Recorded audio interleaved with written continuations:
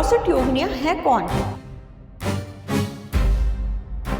ये कोई शांत रूप वाली देवियां नहीं थी। ये युद्ध के मैदान में चीखती हुई, हवा में उड़ती हुई, इंसानी मांस को नोचने वाली और राक्षस के खून को धरती पर गिरने से पहले अपने खप्परों में भरने वाली भयानक शक्तियां थी। यहाँ के स्थानीय कबीले और तांत्रिक राजा सदियों पहले इन योगिनियों को वश में करने के लिए या उनकी कृपा को पाने के लिए नर बलि यानी इंसान की बलि, उसका गर्म खून तांत्रिक अपने खप्परों में भरकर योगिनियों को अर्पित करते थे ताकि उन्हें अमरता, हवा में उड़ने की शक्ति और दुश्मनों को पल में राख करने की सिद्धि मिल सके। लेकिन जैसे ही घड़ी की सुइयां शाम के 6 बज आती हैं, जैसे ही सूरज की आखिरी लाल किरणें पहाड़ों के पीछे छिपती हुई दिखाई देती हैं, खुला आसमान होने के कारण ये शक्तियां ब्रह्मांड से सीधे नीचे उतरती हैं। उस भयंकर संकट के समय माता महाकाली के क्रोध और ब्रह्मांड की सबसे उग्र ऊर्जाओं के मिलने से 64 दिव्य, संहारक और भयानक देवियों का जन्म हुआ। जब उस नग्न लाश को शमशान में लिटाया जाता है, इसके बाद वो उस लाश के सीने पर बैठकर अपना आसन जमाता है। लाश के चारों तरफ इंसानी खोपड़ियों का एक घेरा बनाया जाता है।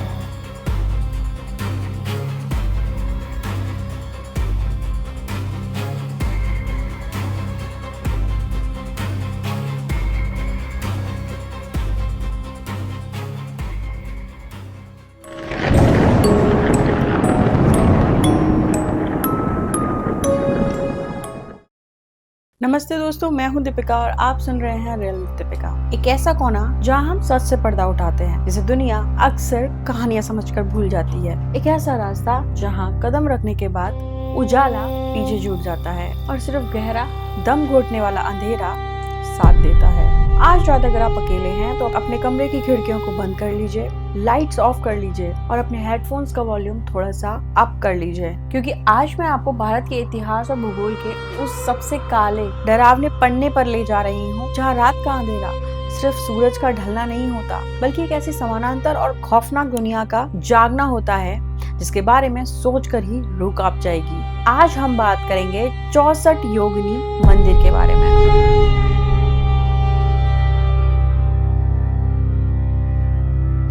और उसके छुपे हुए खौफनाक सच के बारे में, जिसका सीधा संबंध असम की तंत्र भूमि, कामाख्या के शमशानों और काले जादू के गढ़ का संयोग है। आज हम तंत्र विद्या पर बात करेंगे जो इंसानी खून और लाशों पर जिंदा है। और सबसे बड़ा सवाल, ऐसा क्या है उस इतिहास में जिसकी वजह से आज भी, आज 2026 के इस आधुनिक दौर में भी वहाँ 6 बजे के बाद जाने की कोई हिम्मत भी नहीं करता। क्या होता है वहाँ ठीक 6:01 पर? कौन सी अदृश्य शक्तियाँ वहाँ हवाओं में तैरने लगती हैं? तो दिल थाम लीजिए, क्योंकि आज का सफर आपके होश उड़ा देने वाला है। तो चलिए रियल विद दीपिका के आज के इस सबसे खौफनाक और विशेष एपिसोड को स्टार्ट करते हैं।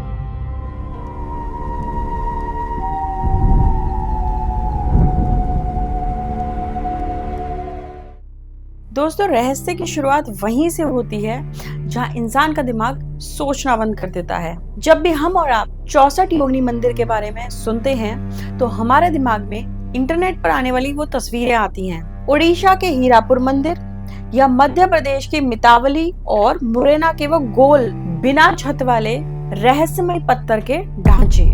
इतिहासकार हमें बताते हैं कि ये मंदिर गोल इसलिए बनाए गए थे ताकि तांत्रिक इनके बीच बैठकर अपनी गुप्त ब्रह्मांडीय साधनाएं कर सकें। लेकिन आज रात मैं जो आपको सच बताने जा रही हूँ वो आपको किसी गाइड बुक या आम वेबसाइट पर नहीं मिलेगा। तंत्र शास्त्र के सबसे प्राचीन, सबसे खतरनाक और सबसे प्रतिबंधित ग्रंथों में से एक ग्रंथ है योगिनी तंत्र। 16वीं शताब्दी के इस प्राचीन ग्रंथ के अनुसार असली 64 योगिनियों का वास किसी एक पत्थर के बने मंदिर की दीवारों में कैद नहीं है। उनका असली वास, उनकी असली राजधानी असम की पूरी सरजमी है। हाँ, आपने बिल्कुल सही सुना। प्राचीन काल में असम को कामरूप के नाम से जाना जाता था और शास्त्रों में इस पूरी धरती को ही योगिनी पीठ का दर्जा दिया जाता था। इसका मतलब ये हुआ कि असम की पूरी जमीन ही अपने आप में एक जीवित जागता हुआ 64 योगिनी मंदिर है। यहाँ की हर एक पहाड़ी, हर एक घना जंगल और ब्रह्मपुत्र नदी का हर एक मोड़ किसी न किसी योगिनी की ऊर्जा से बंधा हुआ है। सोचिए, जहाँ लोग एक छोटे से मंदिर में जाने से डरते हैं या सोचते हैं, वहाँ एक पूरी की पूरी स्टेट, एक पूरी की पूरी धरती ही तंत्र के चक्रव्यूह में लिपटी हुई है। इतिहास गवाह है कि असम की इस तंत्र भूमि पर प्राचीन काल से ही ऐसी गुप्त साधनाएं की जाती हैं, जिन्हें अगर आज कोई आम इंसान सिर्फ देख भी लेना तो उसका मानसिक संतुलन हमेशा के लिए बिगड़ सकता है। इस जमीन का रहस्य जितना पुराना है, उसका अंधेरा उतना ही गहरा है।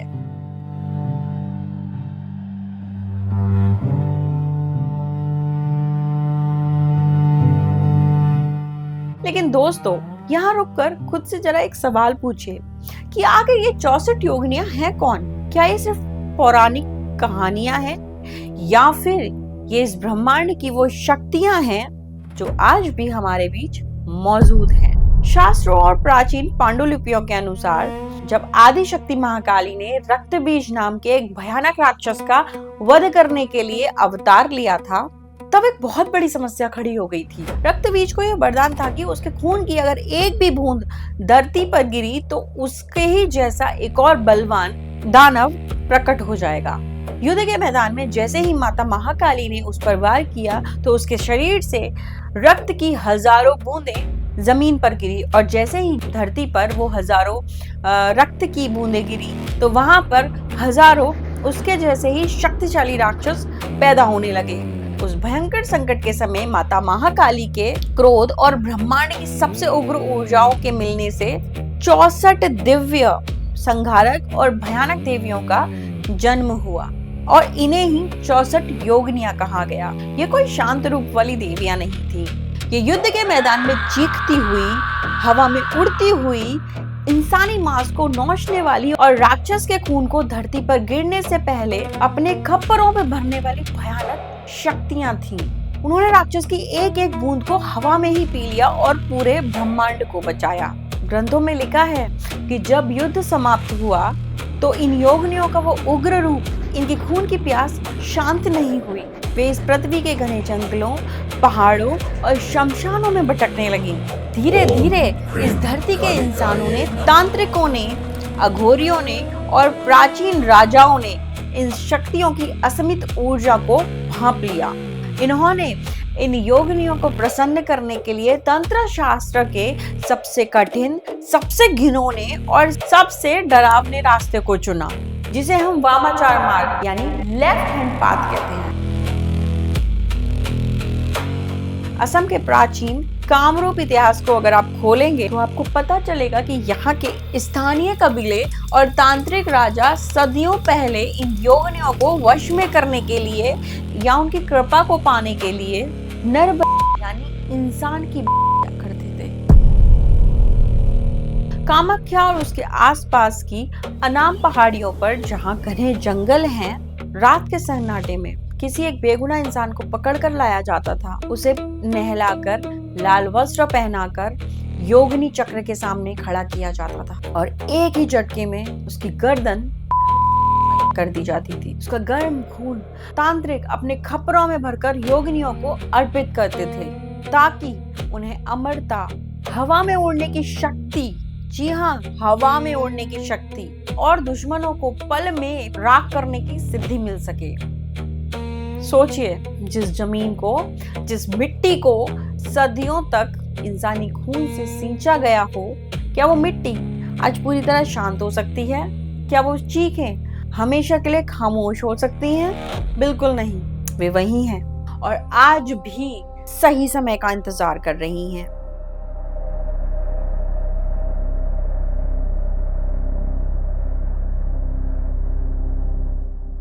अब आते हैं उस बात पर जो आज के एपिसोड का सबसे बड़ा रहस्य है। अगर आप आज भी असम के कामाख्या मंदिर के उन हिस्सों में जाएं जहां आम सैलानी नहीं जाते या मायोंग के उन जंगलों की तरफ कदम बढ़ाएं, तो वहां के स्थानीय लोग गाइड और यहाँ तक कि जंगलों के बाहर लगे बोर्ड भी आपको एक बहुत ही अजीब सी और सख्त चेतावनी देंगे कि शाम को 6 बजे के बाद यहाँ जाना सख्त मना है। आखिर ऐसा क्या छुपा है इस शाम के 6 बजे के समय के बाद? क्या ये सिर्फ गांव वालों का एक वहम है कि शाम को 6 बजे के बाद इन घने जंगलों में कोई ना जाए, या फिर सच में यहाँ पे कुछ ऐसी शक्तियां हैं जो 6 बजे के बाद ज्यादा जागृत हो जाती हैं? तंत्र विज्ञान के अनुसार शाम के 6 बजे का समय वो समय होता है, उसे संध्या काल या गोधूली बेला कहते हैं। ये वो पल होता है जब दिन का वजूद खत्म हो रहा होता है और रात अपना पैर पसार रही होती है। साइंटिफिक लैंग्वेज में कहें तो ये एक ट्रांजिशन फेज है, लेकिन पैरानॉर्मल और तंत्र की दुनिया में इसे दो दुनियाओं के बीच के पर्दे का सबसे कमजोर होना माना जाता है। The thinning of the will, यानी हमारी दृश्य दुनिया और आत्माओं के बीच की अदृश्य दुनिया के बीच की दीवार इस समय सबसे पतली होती है। 64 योगिनियों के लिए शास्त्रों में एक खास शब्द का प्रयोग किया जाता है, खेचरी। खेचरी का सीधा मतलब होता है वो शक्तियां जो आकाश में विचरण करती हैं, जो हवा के झोंकों पर सवार होकर यात्रा करती हैं। यही कारण है कि भारत में जितनी भी योगिनी मंदिर बने हैं वे सब छत के बिना खुले आसमान के नीचे माना जाता है कि दिन के उजाले में सूरज की किरणों की रोशनी में ये शक्तियां सुप्त अवस्था में या कहें कि पत्थरों, पेड़ों और मिट्टी के भीतर शांत रहती हैं। लेकिन जैसे ही घड़ी की सुइयां शाम के 6 बज आती हैं, जैसे ही सूरज की आखिरी लाल किरणें पहाड़ों के पीछे छिपती हुई दिखाई देती हैं, खुला आसमान होने के कारण ये शक्तियां ब्रह्मांड से सीधे नीचे उतरती हैं। स्थानीय लोग बताते हैं कि शाम के ठीक 6 बजे इन प्रतिबंधित पहाड़ियों और जंगलों की हवा अचानक इतनी भारी हो जाती है कि आपको सांस लेने में भी तकलीफ होने लगती है। अगर आप उस समय वहां अकेले खड़े हैं तो आपको अजीब सा महसूस होने लगेगा। ऐसा लगेगा कि आपके ठीक पीछे कोई खड़ा है या फिर आपकी गर्दन पे बदबूदार सांसें छोड़ रहा है। लेकिन जैसे ही आप घबरा कर पीछे मुड़ेंगे,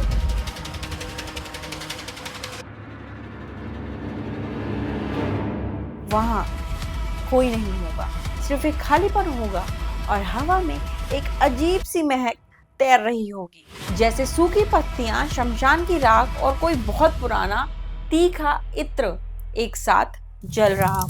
तांत्रिकों का मानना है कि शाम 6 बजे के बाद ये शक्तियां अपने मंडल यानी एक विशाल चक्र में घूमती हैं। अगर कोई आम इंसान उस समय उस चक्र के दायरे में आ जाए तो ये शक्तियां बर्दाश्त नहीं करती हैं, उसकी आत्मा को वो वहीं खींच लेती हैं। ओम क्रीम कालिकाये नमः।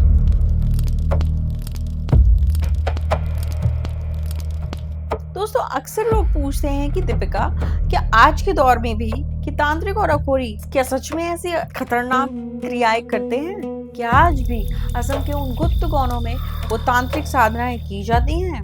और जवाब है हाँ, लेकिन ये साधनाएं वैसी नहीं हैं जैसे फिल्मों में दिखाई जाती हैं, बल्कि ये उससे कहीं ज्यादा खौफनाक और घिनौनी होती हैं। असम के कामरूप और मायोंग के उन क्षेत्रों में आज भी तांत्रिकों की ऐसी गुप्त मंडलियां सक्रिय हैं जो आम दुनिया की नजरों से दूर बेहद खौफनाक क्रियाएं करती हैं। इनमें से सबसे प्रमुख और रूह कपा देने वाली क्रिया है शव साधना। ये साधना हर किसी के बस की बात नहीं है। इसके लिए अमावस की रात को जब चारों तरफ गुप्त अंधेरा हो, तांत्रिक कामाख्या की पहाड़ियों के बीच बने गुप्त शमशानों या मायोंग की दलदली जंगलों के बीच जाते हैं। इसके लिए उन्हें एक ताजी लाश की जरूरत होती है, विशेषकर ऐसी डेड बॉडी की जिसकी अकाल मृत्यु हुई हो, जैसे दुर्घटना या आत्महत्या। अब ऐसा वो क्यों चाहते हैं? क्योंकि तांत्रिकों का मानना है कि ऐसी डेड बॉडीज में जीने की इच्छा होती है और उनके अंदर हैवी ऊर्जा बाकी रह जाती है। आधी रात को जब उस नग्न लाश को शमशान में लिटाया जाता है, तांत्रिक खुद भी नग्न अवस्था में अपने पूरे शरीर पर चिता की भस्म मलता है। इसके बाद वो उस लाश के सीने पर बैठकर अपना आसन जमाता है। लाश के चारों तरफ इंसानी खोपड़ियों का एक घेरा बनाया जाता है जिसमें सरसों के तेल के दिए जलाए जाते हैं और फिर शुरू होता है 64 योगिनियों के सबसे उग्र रूप का आवाहन। अब जरा सोचिए उस मंजर को, चारों तरफ सन्नाटा, सिर्फ जानवरों के रोने की आवाज और एक जलती हुई चिता के पास तांत्रिक मुर्दे के ऊपर बैठकर मंत्र पढ़ रहा है। तांत्रिक ग्रंथों में लिखा है कि जब यह साधना अपने चरम पर पहुंचती है तो वो मुर्दा अचानक से कांपने लगता है। उसके भीतर एक अजीब सी हरकत होने लगती है। लाश की जमी हुई आंखें अचानक खुल जाती हैं और वो साक्षात योगिनी या डाकनी की शक्ति से बोलने लगता है। वो लाश तांत्रिक को डराने की कोशिश करती है, उसे अजीब अजीब प्रलोभन देती है।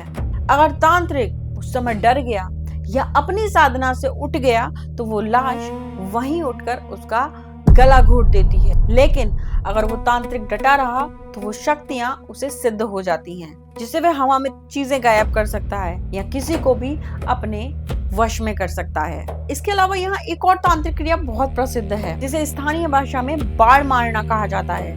ये कोई साधारण तीन मारने का खेल नहीं है, बल्कि ये मंत्रों का एक ऐसा अदृश्य खेल होता है जिससे सीधे इंसानों के प्राणों पर हमला किया जाता है। इस क्रिया में तांत्रिक शमशान की मिट्टी और कुएं के पानी से एक छोटा सा पुतला बनाता है। उस पुतले पर उस इंसान के बाल, नाखून या पहने हुए कपड़े का एक टुकड़ा लगाया जाता है। बेसिकली हम कह सकते हैं कि एक डीएनए लगाया जाता है जिस पर हमला करना हो। इसके बाद रात के सन्नाटे में तांत्रिक 64 योगिनियों के मारण मंत्र का जाप करते हुए उस पुतले के अलग अलग अंगों में लोहे या तांबे की सुइयां चुभाता है। कहा जाता है कि यहाँ के सिद्ध तांत्रिक अगर मायोंग में बैठकर किसी पुतले पर बाढ़ चला दें तो मीलों दूर अपने घर में सो रहे उस दुश्मन के शरीर के उसी हिस्से में अचानक असहनीय दर्द उठने लगता है। उसका खून बढ़ने लगता है और शायद वो खून की उल्टियां भी कर सकता है और डॉक्टरों की कोई भी दवा उस पर असर भी नहीं करती है। डॉक्टर्स की रिपोर्ट में सब कुछ नॉर्मल आता है, लेकिन वो इंसान तड़प तड़प कर दम तोड़ देता है। ये क्रियाएं आज भी बहुत ही गुप्त तरीके से केवल गुरु शिष्य परंपरा के बीच ही ट्रांसफर करी जा रही हैं, क्योंकि इनका जरा सा भी गलत इस्तेमाल पूरी तबाही ला सकता है।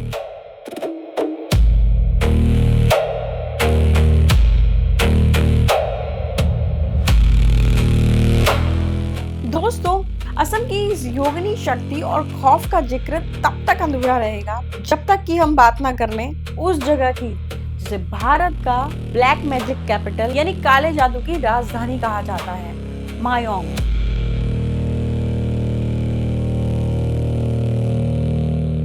ब्रह्मपुत्र नदी के किनारे बसा ये छोटा सा गांव सिर्फ एक जगह नहीं है, ये अपने आप में रहस्यों का एक महासागर है। मायोंग का नाम आते ही इतिहासकारों के माथे पर भी पसीना आने लगता है। इस गांव का इतिहास सीधे तौर पर 64 योगिनियों की गुप्त और तामसिक साधनाओं से जुड़ा है। कहा जाता है कि प्राचीन काल में मायोंग के तांत्रिकों के पास ऐसी अदृश्य शक्तियां थीं कि वे सिर्फ एक मंत्र पढ़कर सामने वाले इंसान को गधा या भेड़ बकरी बना सकते थे। वे उड़ते हुए पक्षियों को हवा में एक ही जगह फ्रीज कर देते थे। यहाँ तक कि महाभारत के युद्ध में भीम के पुत्र घटोत्कच ने जिस मायावी और डरावनी शक्ति का प्रयोग किया था, माना जाता है कि उसने वो विद्या इसी मायोंग की धरती पर सीखी थी। लेकिन क्या आप जानते हैं कि मायोंग की धरती पर एक ऐसा पुख्ता लिखित प्रमाण दर्ज है जिसे आधुनिक इतिहासकार भी झुठला नहीं पाते। साल 1337 की बात है।